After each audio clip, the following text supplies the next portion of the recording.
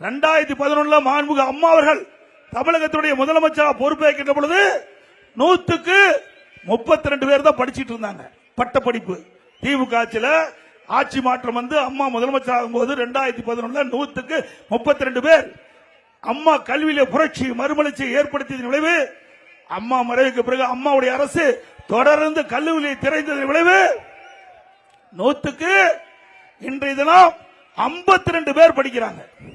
100க்கு 52 பேர் இன்றைக்கு உயர்கல்வி பட்டப்படி படிக்கிறாங்க.